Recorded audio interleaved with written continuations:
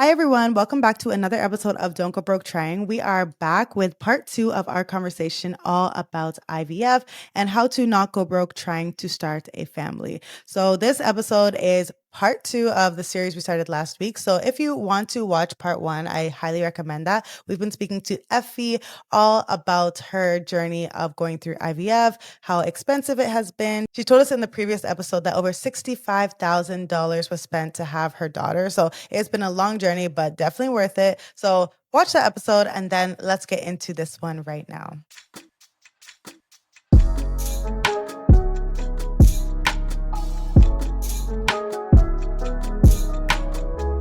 I just wanted to give a quick trigger warning. This episode does contain talks of child loss, miscarriage, and IVF, which may be very difficult for people who are currently going through this to hear. So I just want to let you know that before you start this episode. 65K for our beautiful baby girl. She's worth every penny. Ah, oh, the dollar was wasted, girl. No, I want to know if you have any practical tips for people who are budgeting for IVF. So, again, they can live their life while also planning for their family. So, I know you did mention one, like, let's say you open a separate savings account called IVF and you are deliberately saving in that account, or you open a line of credit specifically for that purpose.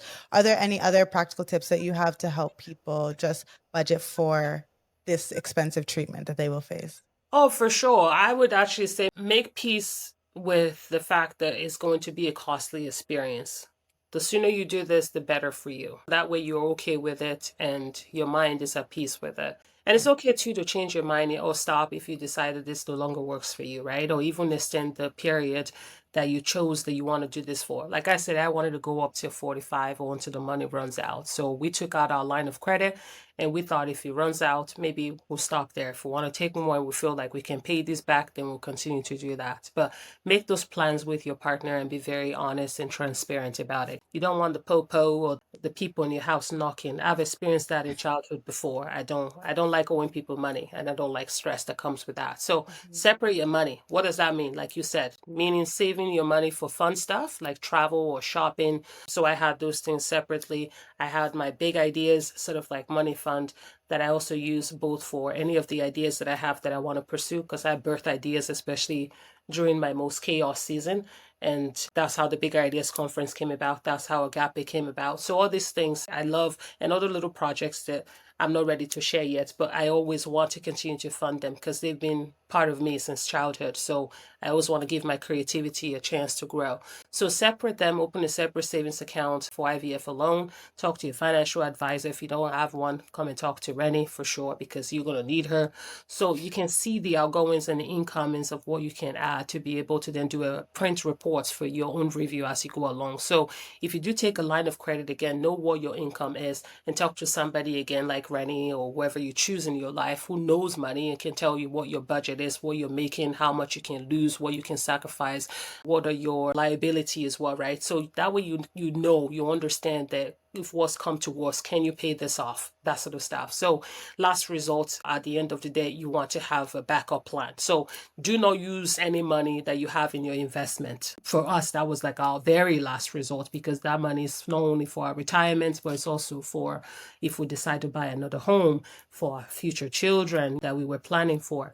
And then also we took out at one point from our investment to pay off that line of credit when we actually wanted to do another round because we saw the tank was lowing down. So we're like, oh, we'll take rather than using our particular savings because we needed those for the fun stuff and other things when we organized our money with our advisor. But one thing I would say is ask family if they can support you to be able to help. Every little help as well. For example, as I'm a caregiver, of my own family, I don't really have anybody that I can go and ask and be like, hey, offer me money or whatever. I've always been the one taking care of my family and helping wherever I can. So it's an honor and also it's a responsibility that could weigh very heavy in my heart. And I've been doing this since my youth. So I've been very smart with money, or to say, because of that responsibility. But one thing that I did differently, I would say, is when I was preparing for our wedding, because my husband and I, we got married in 2018. It was a very small, intimate wedding at a courthouse.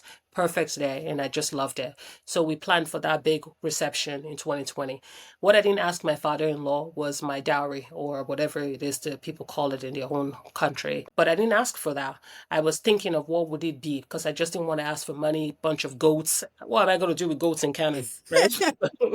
So I waited to figure out what it was that I wanted, not knowing that in the future this was going to be what it is. So with the whole wedding being delayed and 2022 approaching with the wedding reception and also going into the next round of IVF, when we came back from that, I decided that that was going to be a conversation I had with my father-in-law. And I just said, hey, you already know what we're going through.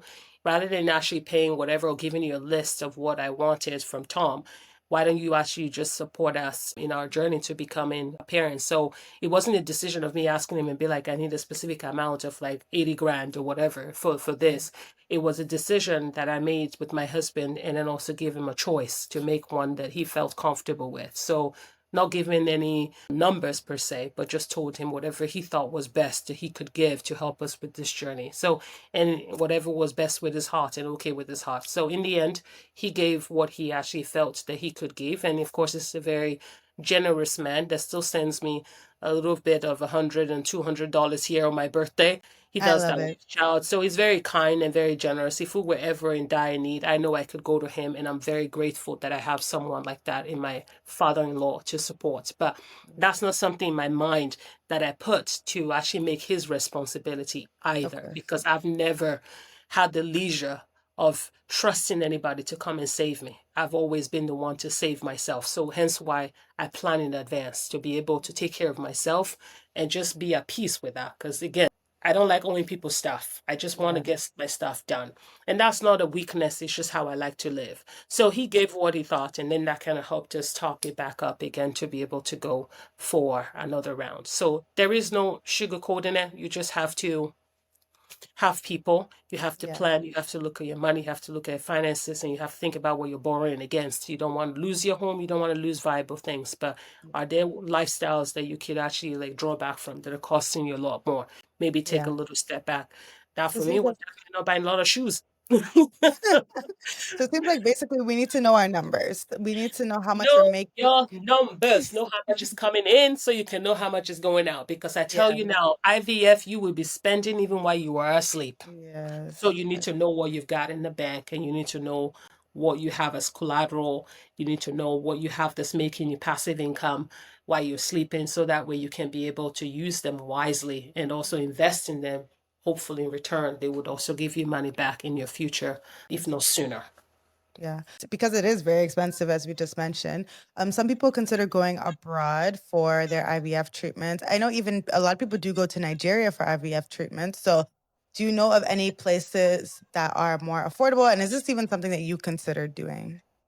You know what? Yes, my mom first mentioned that when we first began. First of all, she said after we talked to our family doctor, she was like, "Why don't you also talk to your family doctor back in Belgium, right? Because we moved there, like I said, when I was younger." And that was COVID, so it was difficult. It's not as if I could be like, hey, let's have a FaceTime and talk about this. She insisted that we had a phone conversation, but that just never happened with work, the time difference, and being so involved in what we were doing here as well, because we were very much in the middle of the genetic testing and all that stuff. So she recommended that, but I thought, okay, we'll put it as a side of another great option that we had.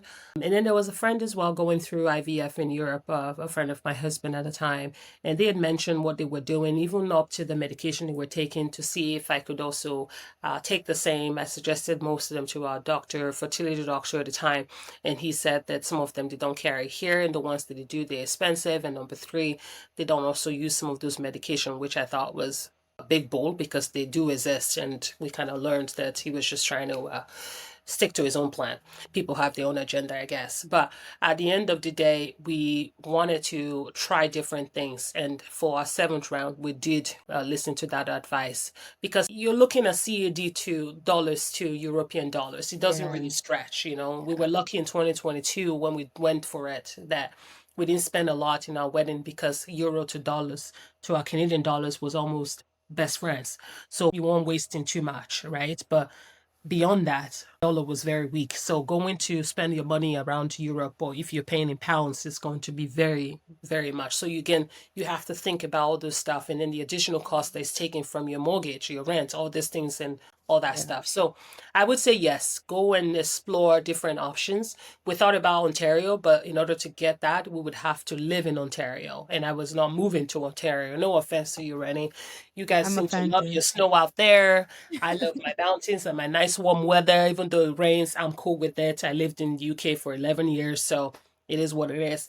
But I would say explore the different clinics. Vancouver is not the best of many options, I have been told. I've heard both sides, the good and the bad, because there's not so many clinics here as they are in Toronto and parts of the world, or the US particularly. But Yeah. yeah, I do know people who've gone to Nigeria to try IVF, UK, Greece, Cyprus, Turkey, Belgium, etc. And some of it has worked for some of those people, and some of it hasn't worked for those people. So Yeah. it's a journey of grace, and I hope Yeah. that people can find what works for them, because there's no guarantee it would work or not, home or abroad. You just have to believe.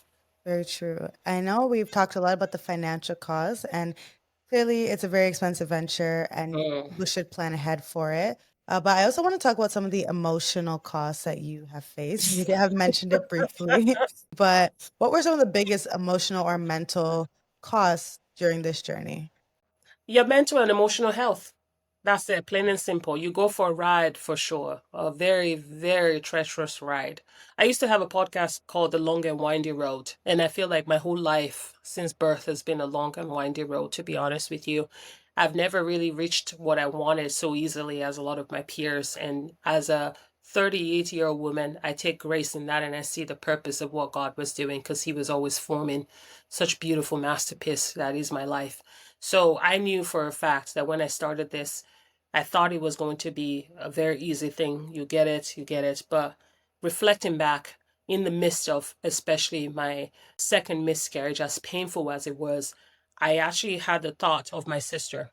When I was 15, I had started praying for her, I believe when I was about 7 years old, to have a sibling, because I had three older brother, and I was praying to God to have one more girl come into our family.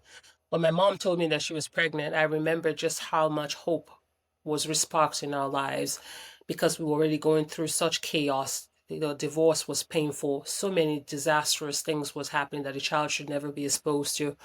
But I thought in that chaos, God brought us beauty. That was my sister, hence why I named her Gift. She was a gift to our lives, and she still very much is to this very day. I cherish every moment that I've had raising her. But I would say it really gave me hope to reflect back on that, knowing that God made me wait such a long period to give me something so precious and something so unique that it saved all of us in that chaotic season. It gave us hope, it gave us joy, it gave us another will to fight. So I knew for a fact that this was going to take me on a ride emotionally, but I wasn't willing for it to take me down, because I'm a stubborn woman.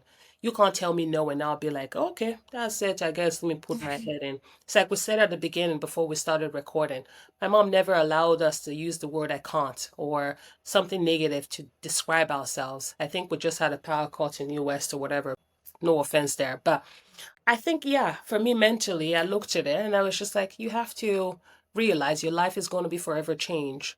But you have experienced loss, Effie, and you are going to experience a childbirth. I had that engraved in my heart as a recital, that yes, you have known pain through this experience, but you would also know joy, because the God I serve finished what He started, should I say. He doesn't just pause, He doesn't just leave you in the trenches of it. He always comes through for you. Look at your life record.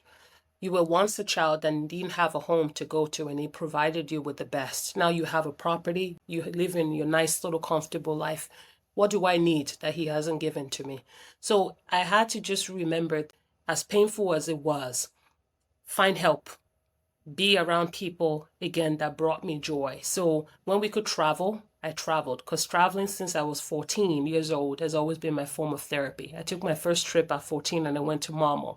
And since then, I've always been a traveler, thanks to my mom. And I love immersing in other people's culture and experiences. Again, do it on a budget, whatever it is that brings you joy. So I literally would just have mental breakdowns sometimes in different places because of the stress of it, the hormonal imbalance. But nothing prepared me for the medication part of it, especially like doing that on the floor of a bathroom. I had towels in my bag that I would take everywhere.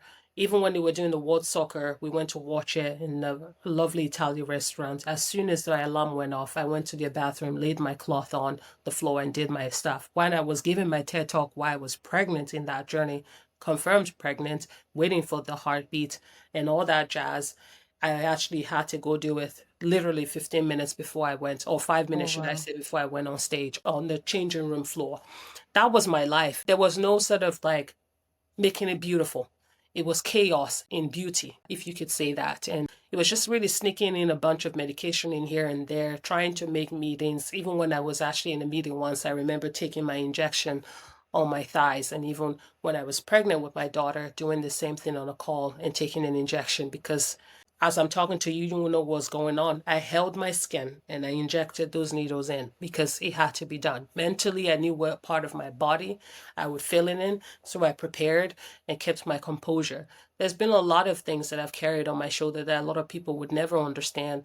Only God would help me understand how to share those with the right people at the right time in the right places. But this, oof, this took a toll. It showed me that I had strength that I didn't even knew I had. And I went through and saw so much of myself, especially laying on the floor. The most worst part when I had to wait for a baby to come through because I decided that I didn't want to go through D&D, that I was going to naturally have my miscarriage. That was the hardest decision I ever made. I had no understanding what that took, bleeding every single day, gallons of them, and just going through life and still showing up. And at that point, preparing for that conference as well. It was so wild to me. And just knowing what was happening with my body and not having enough time to take a break because there wasn't enough people that I could trust with the organization, know my business, or could do what I do, as nobody could replace me as a speaker for deals that were already done, knowing that everything was working well. So you just have to go with the flow.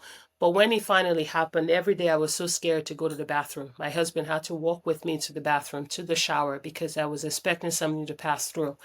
Because once it did, they wanted to test it to see if they could figure out why the miscarriage was happening. So every day I waited, every day I prayed. That was the hardest for me, the most painful of them all. And when it finally fell, just remembering putting that in a little sort of medical cup and taking that to the hospital the next day was the most devastating thing I could have ever done, and handing it over so that way they could test and came back. They couldn't find anything. But it was just, you can't describe the pain. You can't describe the feeling. You can't. I look back at it and all I say is, thank you, God, for sustaining me, for giving me strength for what I had to endure, Yeah. and healing my heart every day for what I lost in preparation for what I gained. And the story I get to tell my child one day about how she became who she is and the journey we went through.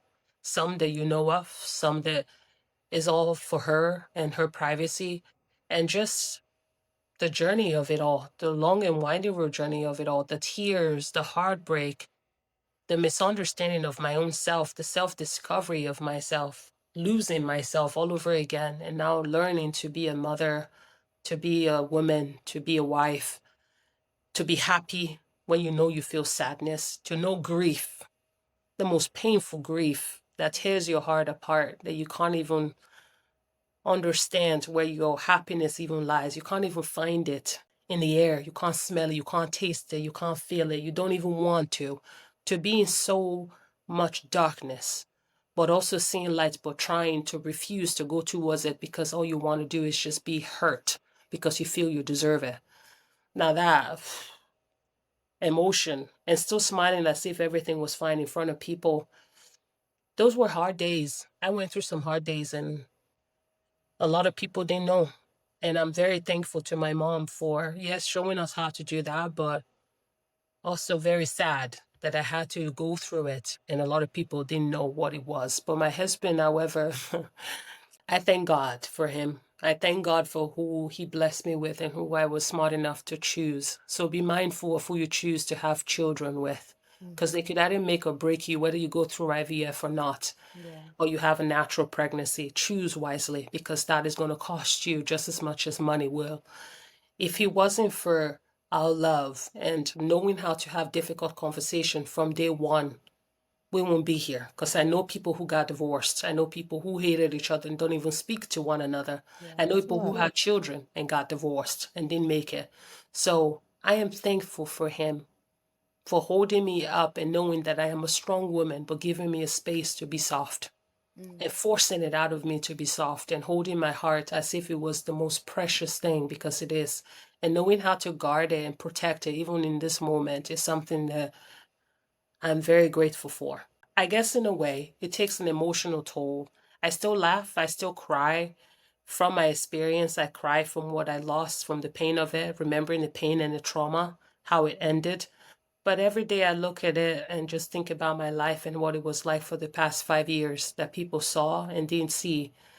But I hold my child Eden and I look at God's grace and I see His mercy and I see His blessing and I see how much He loves me through her and just how perfect and how beautiful she is and how much I see of the life that He wanted me to have and what He wanted me to be able to give to people through this experience, even though as painful as it is, it was meant to be shared that you will hold your child. You will be blessed with that miracle baby. You don't know if it's going to come tomorrow or if it's going to come in a year, but it would come. But you also don't know how form it will take shape, whether through adoption, surrogacy, or even taking care of a niece or someone's children. You just don't know. But being a mother is a different way. It doesn't necessarily mean you have to give birth. You Yeah. can still be a mother, and God, I hope, shows that to whoever women are going through this journey to be able to find their own path. And emotionally, that He guards their hearts through it all, because it takes a toll. You're Yeah. forever changed. You were never the same. That's one thing for sure. But I hope that through it all, you don't change who you are, but you become better for it. And your best version is what is reflected always as you heal. Wow. Thank you for sharing. I think you are the definition of resilience. And I'm so glad that all of your efforts have been crowned with baby Eden. I'm just so happy because as you said, that's a lot that you've been through. And I'm also glad that you had the support of your husband. As you said, the partner you choose is one of the most important decisions that you can ever make, regardless of IVF or not, but especially in this situation. I'm glad that you had him to be with you and support you on this journey. Just Thank you. wrapping up now, I want to know if you think your relationship with money changed in any way as you went through this journey. I won't say it changed, but it elevated it. As we were already good with our finances, like where we can, it just helped us, to really know what is important in our finances, really, and doing what we can, short of sin, to help keep rebuilding our wealth portfolio and now our daughters as well, and also preparing a future for her, especially one that I didn't have, so she has something to start life with. When she gets to my age, that she will be able to start off with something. And we want to teach her too to be smart about her finances. So I'm glad that I learned about this from my mom from my youth, and again being a provider for my family, how to really spread and stretch that dollar, and every single amount of money, because it saved me, and it saved me through college, and it came through. So praise God for being self-aware early on, and also having such a bougie lifestyle, but doing so on a budget, and not having so many shifts, because I was able to plan properly and strategically. So I have an expensive life. I've always known that since childhood. I just like what I like. So knowing how to find a system that can allow me to have my enjoyment, but also future proofing, is a smart move. And it's like your title said, don't go broke trying to impress others online or in real life, trying to live a lifestyle that nobody gives a monkey about. They don't see your life. They see what you show them. So for me, when it comes to the reframing of the whole IVF and just life in general, I'm very grateful that I haven't changed in that sense of who God has made me to be around the way I share my money. I got that from my mom, being in missions work. Whatever you got, you always have to share with people because God will replenish. The more we serve others, the more we receive from God, not because we're doing it because we want those people to give us something, But I knew that my life and the way I've lived it, being a goody two shoe girl, that God sees that in one way or another, He would fulfill His promise to me. Always. So that relationship with Him that I had is the relationship I see how He funds my money and gives me things in return. And I'm not talking sometimes with money necessarily. I'm talking with the way people show up in my life that I've never even heard of before. And they will give me a phrase that will change my perspective or help me get to the next journey. Or people will offer kindness, such as taking me out for lunch or inviting me to a certain place to either speak that would then open another door to Mhm. some other greatness. So these are the way God has always blessed me. He's not just giving me money because He knew that I don't like that. I like to work hard for things so I can appreciate it and remember what the pain was like to get there. So He gives me things along the way to help me know that I see you, to make sure that I'm reminded constantly that I would not forsake you. So I am rich, I am wealthy in a lot of things, not necessarily because of the money that I have in my bank account, but also because of the wealth that God has helped me accumulate from people to material things to also things that a lot of people cannot imagine because your eyes and your mindset has to be open to see those things, True. right? So there's specific things in our lives that God gives us. And for me, I'm grateful that I am wealthy in a way that I need not worry about anything because I know from whom my helps come from. If it's a testimony, that's exactly how I got here because True. He's seen me through everything to this very moment and to this very moment celebrating that with my daughter. So I need not worry about tomorrow because tomorrow will come and it would be blessed. And I only need to focus on today and what I want God to help me achieve and accomplish with His glory and what He's brought me to this world to do. Now, once that is fulfilled, I know I can go to my Father and ask for whatever I need, and He would always be able to fulfill those. So that's how I have lasted 38 years, Reni. God is my bank account and my financial advisor, numero uno. I love it. I love it. And one of my last questions for you would just be if you were to do this journey all over again, what would you do differently, if anything? I definitely would. Oh, you know what? I was thinking about this for sure, and I was thinking maybe I don't know if I would do it again, but plan with your partner on this journey for sure is what I would actually advise people, but we'll get into that. But I won't do the journey again only because of the medication and injection part, because it's too painful. That part I just never got over, and I think is the part that took the biggest toll on my body and what I never forget because even though I'm not on medication now and I've since delivered my child and she's what, 3.5 months old, I still feel the pain in my thighs. I still feel the pain on my stomach. I still see the scars on my stomach. My body is still recovering. And the journey itself of pregnancy is still being unraveled because even though it was beautiful, there are things that my body reminds me of what I've gone through. So I don't want to go through those painful parts.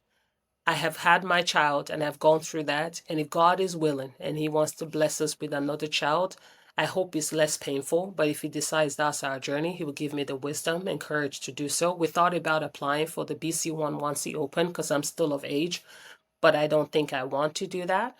I'm very happy. My husband is very happy with our child. He does not want me to go through this. In fact, he wanted me to try different routes from the very beginning, Because I'm but I sure it was hard to chose see you in pain. he Yeah, is he hates seeing me in pain. I'm That's the sure. one thing that breaks his heart. So he doesn't want to go through this and he's happy with our daughter. So who knows, maybe in the future there's potential talks of adoption because my mom always adopted kids when we were younger and took care of a whole village, even though she didn't have a lot herself. But I do want to revisit that conversation because it's always been a passion and a love of mine to be able to adopt. So we'll see what that journey looks like for sure. But in the meantime, I know that a lot of people will be like, oh, yeah, but you don't want your daughter to have siblings. Oh, trust me, she would have lots of She siblings. will. Our She will. village and our crew, they have children that are roughly the same age as them. I have two amazing sisters on one side that I say are my soul sisters that have a 1 year old and a 10-month old. So she grew up with Perfect. them just beautifully. And she Yeah. always have relationships with them. And of course, her relationship with my sister, her auntie, will be pretty much what I have with my own sister with the I age love that difference. for So they'll him. be growing into the same age, I um, know, it's so right? So if cute. misbehave, I'll send her to the one I already brought up. Yes. Talk to her so you know how your ass will be whooped when you come back home. Yeah. Yeah. Okay. And last question for you. First of all, thank you so much for sharing with us because I know this probably was very heavy for you and you were kind of reliving what you went through. But I just want to express how grateful I am, and I'm sure all the listeners are. If someone is listening and they're just starting their IVF journey, what's one piece of financial advice that you'd give them so that they do not go broke? Or one piece of advice? Plan with your partner on this journey. Do your research, learn all the options that are available to you for sure. Have a separate fund, like we've just talked about, that's IVF specific and separate from the rest of your finance so it isn't diluted. And it's hard for you to keep a track record of that, especially when you start spending. Talk to your financial advisor. Again, renting the resources here or whoever is in your hometown, and learn how to invest as well. So make other financial sort of like decisions that stretches beyond IVF so you can save for the future too. Because again, you want to bring that child in, but you also want to be able to afford taking care of those children, right? So still don't be afraid to treat yourself when you can. Invest in therapy or wellness support, whatever that looks like to you too. Even if it's once every 6 months, it's still something that you can do for yourself, darlings. So ask for help from your family and those you trust that can help you financially. If you have those, I celebrate that with you. And don't let shame define you, because I've heard a lot of things from people like, I want good enough, I'm broken woman, you name it. I've heard a bunch of crappy stuff from people online that doesn't even understand me. So if you want good with managing your finances before you started this, so get help. That's what I would say for sure, to help you manage that and navigate the journey so you don't just fall into a broke situation that you can't, you know, crawl your way out of, or expose yourself into a red zone, as I call it, where both your mental health and your home base is on the line.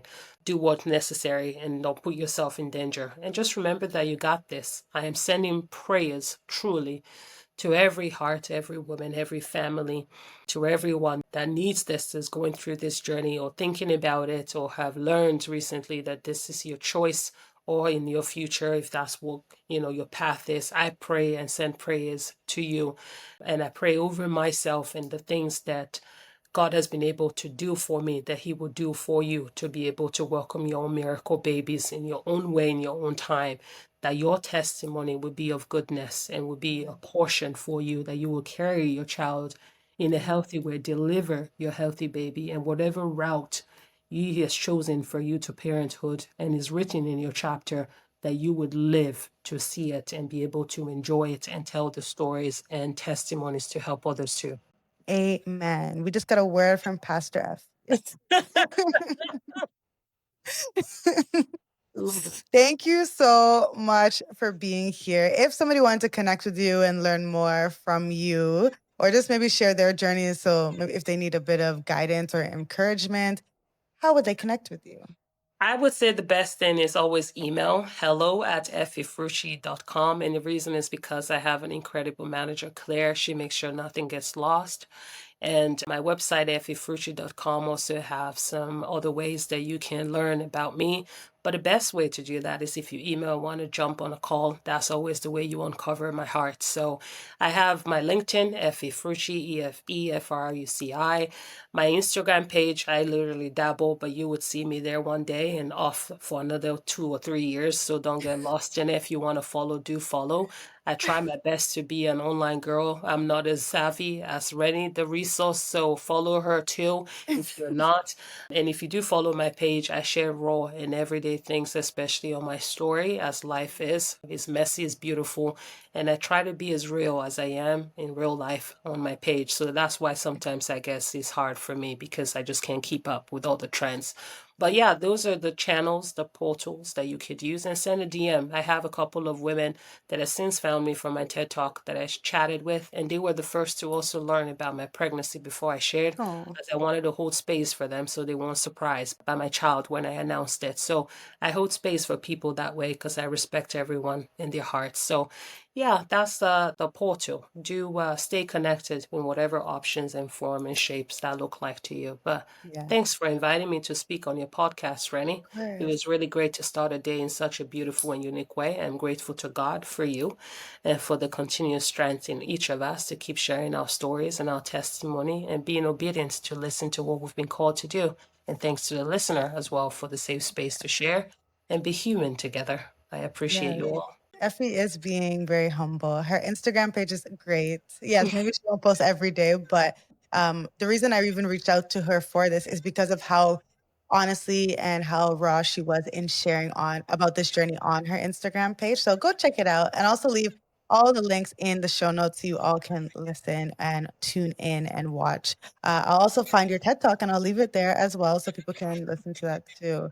Well, Thank you. everyone, if you made it this far, well, obviously you made it this far if you're still hearing my voice, but I just want to say thank you for listening. I really do hope you enjoyed this, and I would encourage you to share this with another person so they can hear about this journey as well. Even if the person may not be going through IVF, I think this is a very helpful conversation that we need to have more often. So, yeah, thank you so much for listening, and we will see you in the next episode. Bye. Bye bye.